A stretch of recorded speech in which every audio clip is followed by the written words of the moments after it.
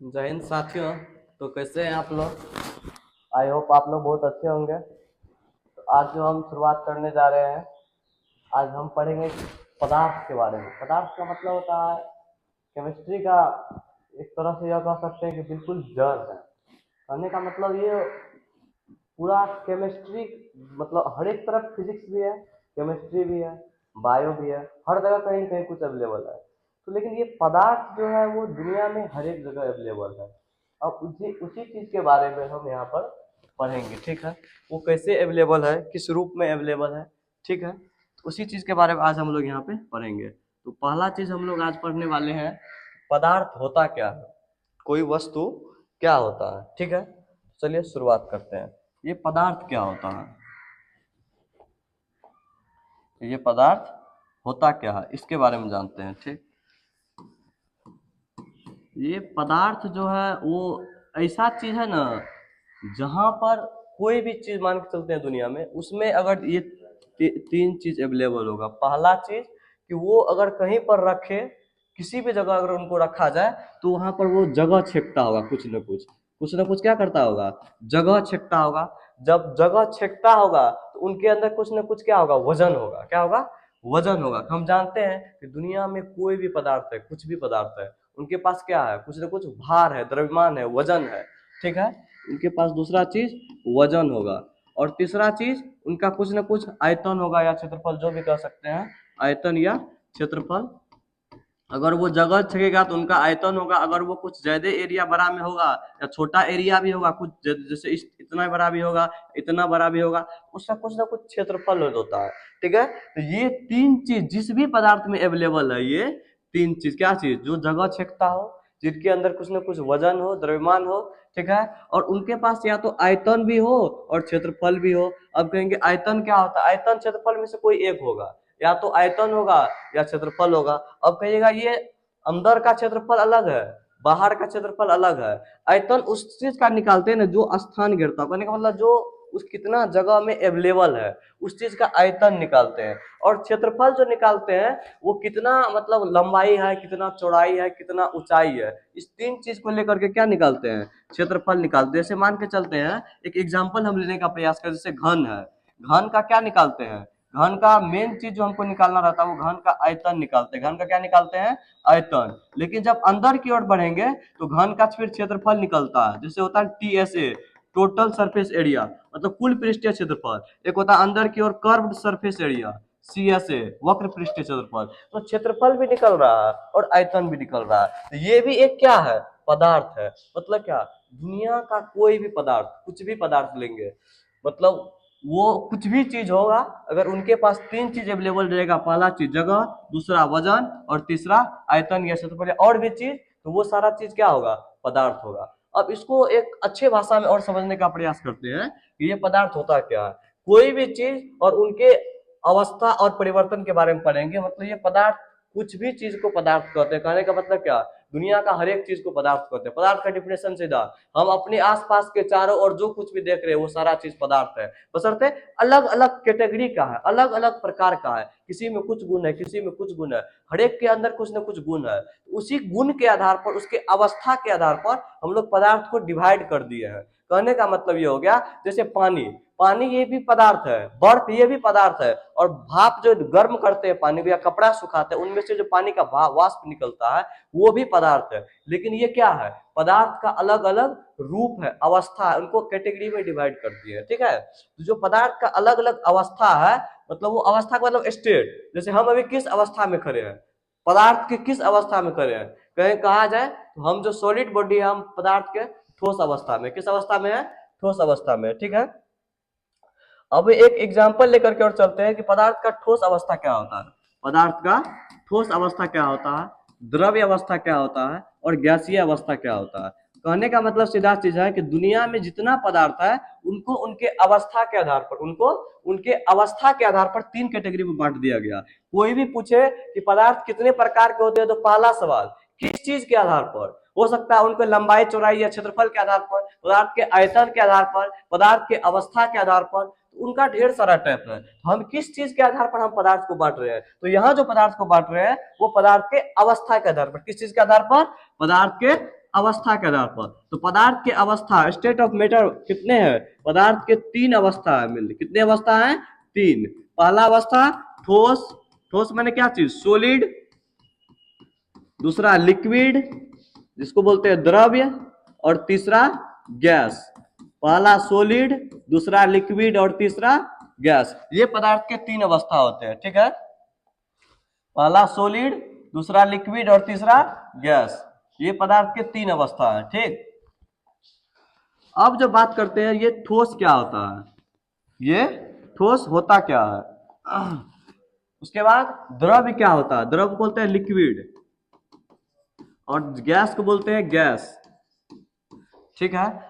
ये 3 चीज जो है ये पदार्थ के अवस्था है। उन सब चीज को जानने से पहले हम पदार्थ का एक छोटा सा मामूली सा डिफिनेशन लिखने का प्रयास करते हैं, परिभाषा। मतलब कोई अगर पूछे कि पदार्थ होता क्या है, उनको कैसे बताना है, कैसे एक्सप्लेन करना है कि पदार्थ होता क्या है। मान के चलिए कोई कुछ नहीं जानता है, हम कुछ नहीं जानते हैं, कोई हमसे पूछे पदार्थ होता क्या है, कुछ भी पदार्थ होने का मतलब ये कुछ भी चीज ले लिए, मान के चलते हैं एक टेस्टर, ये मान के चलते ये टेस्टर है। ये टेस्टर क्या है? कोई पूछेगा ये है क्या, तो आप लोग नाम जानते हैं ये टेस्टर है। जो नहीं जानता है कहेगा ये पदार्थ है। कुछ नहीं है तो पदार्थ, कुछ ना कुछ इसका नाम दे देते हैं हम लोग। एक पदार्थ के तौर पर इसका नाम जब बन के तैयार हो गया, हम लोग इसको टेस्टर बोल दिए, ठीक है।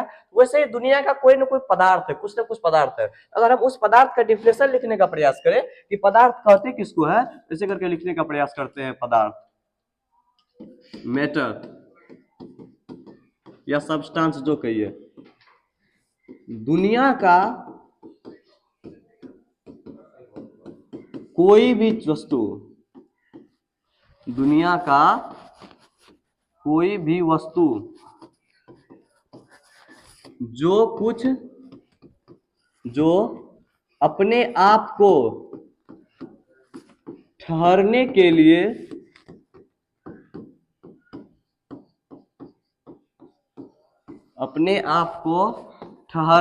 लिए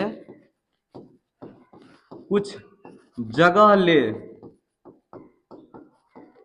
और उनके अंदर या उनमें कुछ न कुछ वजन हो, और उनमें कुछ वजन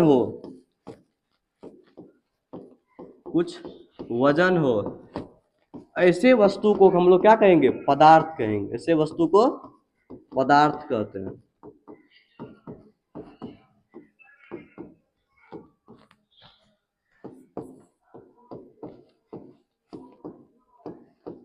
ऐसे वस्तु को क्या कहते हैं?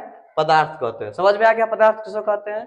दुनिया का कोई भी वस्तु जो अपने आप को ठहरने के लिए कुछ जगह ले और उनमें कुछ वजन हो, ऐसे वस्तु को हम लोग पदार्थ कहते हैं, ठीक है। हम एक टेक्सचर का एग्जांपल लिए थे, तो यहाँ एग्जांपल में हम कुछ लिखना चाहे तो इस तरह से लिख सकते हैं। मान के चलते दुनिया कोई भी चीज ले लेते हैं, टेस्टरे ले लिए, पहला चीज टेस्टर ले लेते हैं। ये मार्कर है तो मार्कर ले लेते हैं, मार्कर ले लिए।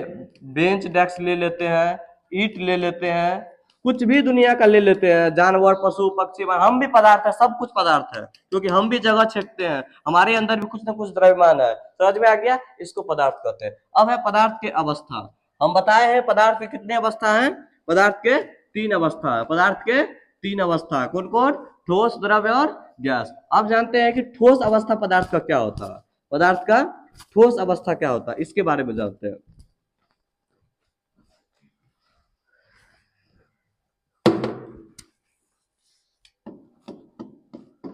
पदार्थ के ठोस अवस्था,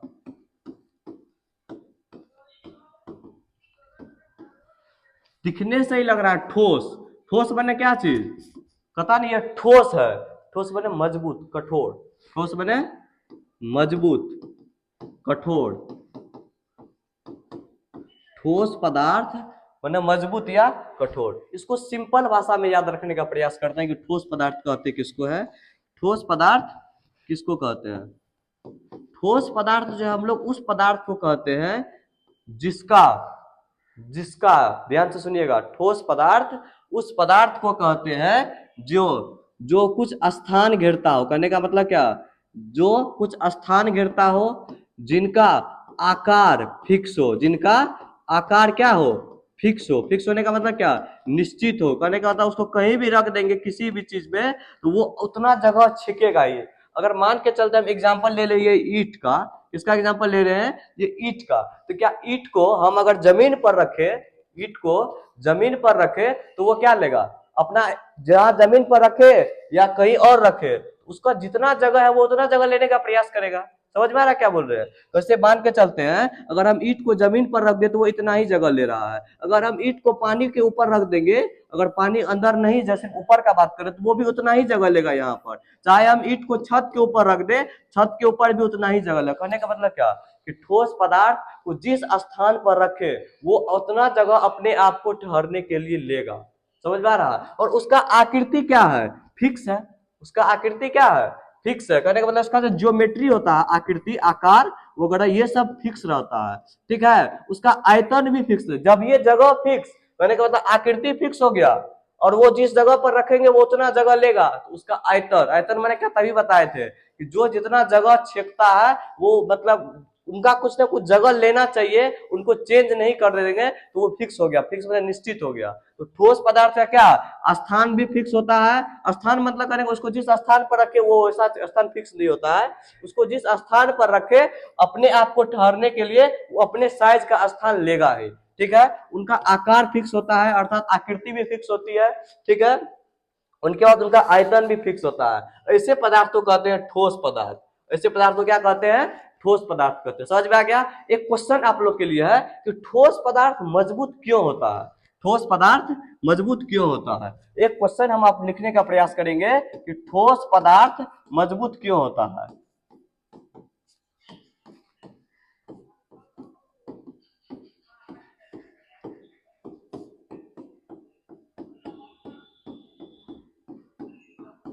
ठोस पदार्थ मजबूत क्यों होता है, इसका आंसर लिखने का प्रयास करते हैं। हम पहला चीज बताए ठोस पदार्थ के तीन गुण। पहला चीज मेनली मेनली तीन गुण, हर एक सिर्फ तीन ही नहीं है, मेनली बोलते हैं। पहला चीज कि ठोस पदार्थ कुछ ना कुछ जगह घेरेगा, करने का मतलब अपने आप को ठहरने के लिए कुछ स्पेस चाहिए ठोस पदार्थ को। ठीक है, दूसरा चीज उनका आकार या आकृति फिक्स होगा। तो अगर जगह कुछ ले रहा है अपने आप को ठहरने के लिए तो उनका आयतन फिक्स होगा। ये तीन चीज इस पदार्थ के अंदर फिक्स है वो पदार्थ क्या होगा, ठोस पदार्थ होगा। समझ में आ रहा क्या बोल रहे हैं, वो पदार्थ क्या होगा, ठोस पदार्थ होगा। और हमारा क्वेश्चन कि ठोस पदार्थ मजबूत क्यों होता है, मजबूत करने का मतलब कठोर, कठोर क्यों होता है, हार्ड क्यों होता है। हार्ड होने का मतलब थोड़ा सा मजबूत होता है। समझ में आ रहा है। तो ठोस पदार्थ कठोर होता क्यों, ऐसा क्या कारण है। तो हम एक एग्जाम्पल लेने का प्रयास करेंगे ईंट का। किसका एग्जाम्पल लेंगे, ईंट का। देखिए आप लोग हम पिक्चर में दिखाते हैं ईंट का। ये ये देख रहे हैं, ये इसको क्या बोलेंगे, ईंट। ये क्या है, ईंट। ये जो ईंट है, क्या ईंट आपको लग रहा है ना ये बाबा लिखा हुआ है, बाबू लिखा हुआ है, ईंट पे बाबू सोना लिखा हुआ है। ये जो ईंट है, इस ईंट जो है अपने आप को मतलब कहीं अगर इनको चूड़े हैं कभी, देखें रेड कलर का जो निकलता है चूरने के पर, ये बहुत छोटा छोटा कण है। ये जब आपस में सब चिपक चिपक इतना छोटा छोटा छोटा छोटा कण चिपक चिपक के जब रहता है तो ये ढेर सारा कण मिलकर क्या बना लेता है, बड़ा सा स्ट्रक्चर बना लेता है, बड़ा सा बनावट बना लेता है। वही जब बड़ा सा स्ट्रक्चर बनावट जब बना लेता है तो वही एक आकृति दे देता है इनको, इनको एक आकृति दे देता है। ये आकृति इतना बड़ा देता है, इनको हम लोग ईंट बोलते हैं। ये ईंट का टुकड़ा भी होता है, ईंट का टुकड़ा, उनमें भी देखेगा आप उनको छुड़िएगा ना तो उनमें छोटा छोटा कण रहता है। और ये जो कण अवेलेबल रहता है ईंट में, वो क्या रहता है, बहुत कम दूरी पर एकदम जैसे रहता है ना एकदम चिपका हुआ, एकदम मेरे से दूसरे से मतलब हजारों कण लाखों करोड़ों कण आपस में बंधे रहते हैं एकदम मजबूत बल के साथ। उनको न ये छोड़ सकता है न वो छोड़ सकता है। इसलिए ईंट जो होता है वो कठोर होता है। कहने का मतलब ईंट ही नहीं, चाहे हम बर्फ का टुकड़ा भी ले ना, बर्फ के अंदर जो छोटा छोटा कण है वो कण में क्या रहता है, एकदम पूरा मजबूत बल के साथ आपस में बंधा हुआ रहता है। समझ में आ रहा क्या बोल रहे हैं। इसलिए ठोस पदार्थ जो होता है मजबूत होता है, कठोर होता है। और ऐसा कोई और भी रीजन है कि ठोस पदार्थ कठोर के अलावा, अब मान के चलते हैं बर्फ है, बर्फ जो है कठोर होता है, लेकिन अगर तुमको कुछ देर खुले में छोड़ देंगे ये तो पिघल जाता है, सब कठोर इनका गायब हो गया। क्यों, क्योंकि ये हर एक चीज को रहने के लिए कुछ ना कुछ तापमान चाहिए। जैसे मेरे को ठहरने के लिए, आपको ठहरने के लिए कितना तापमान चाहिए, बहुत अगर कीजिएगा तो 40 से 45 डिग्री तक सहन कर लीजिएगा, फिर भी तकलीफ है। लेकिन जब ये 50 पार करेगा आपका बॉडी जो है कहिएगा तो बहुत ज्यादा तापमान हो जाता है, फिर आप झेल नहीं सकते।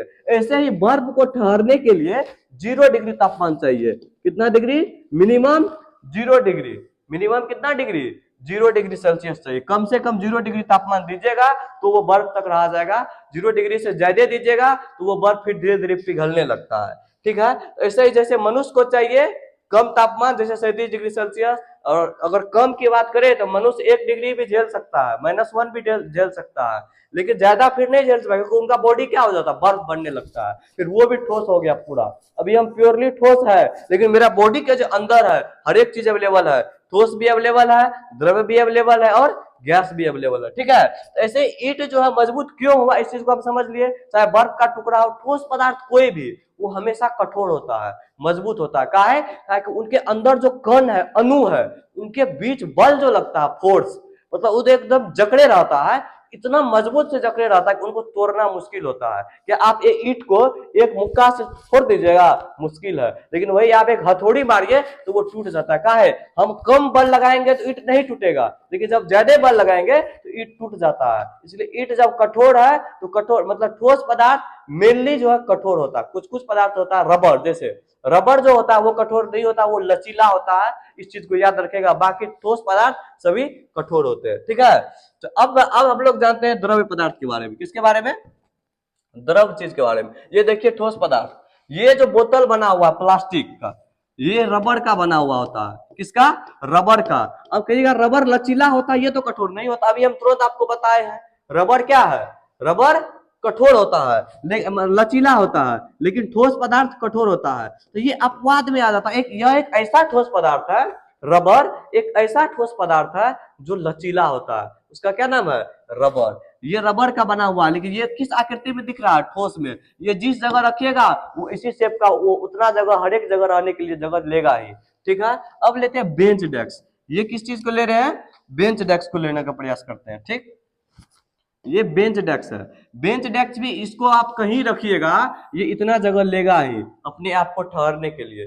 क्या समझ में आ रहा है क्या बोल रहे हैं? जैसे अभी और मजा आएगा, द्रव के बारे में पढ़ेंगे तो और मजेदार चीज है, गैस के बारे में पढ़ेंगे तो और मजेदार चीज है। तो ये जो ठोस पदार्थ है, ये पानी लो तो, ठोस पदार्थ है, ये अपने आप को ठहरने के लिए क्या कर रहा है? कुछ ना कुछ जगह ले रहा है। ठीक है, चलिए और आगे देखते हैं। ये ईंट हो गया, ये बर्फ का टुकड़ा, ये क्या चीज है? बर्फ। ये क्या है? बर्फ है। क्या चीज है? बर्फ। तो बर्फ भी क्या है? अभी ठोस में है। कितना डिग्री तापमान पर ठोस में रहेगा बर्फ? 0 डिग्री तापमान पर। इनको अगर जरूरत से ज्यादा तापमान दिया जाए तो बर्फ में नहीं रहेगा फिर। ठीक है,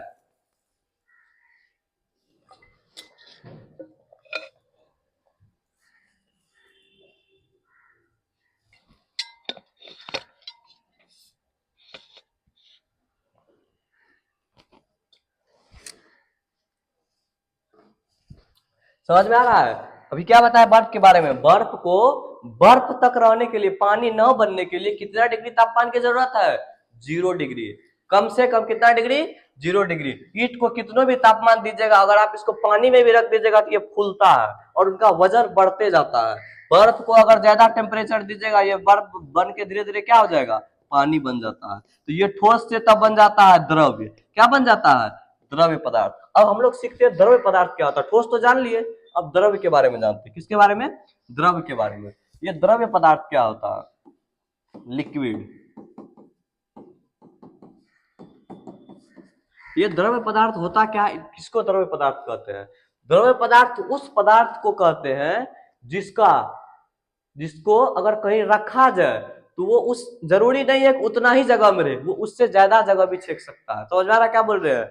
द्रव्य पदार्थ, अगर मान के चलते हैं पानी को अगर आप रख दीजिए, पानी को कहीं रख दीजिए तो क्या वो रुकेगा?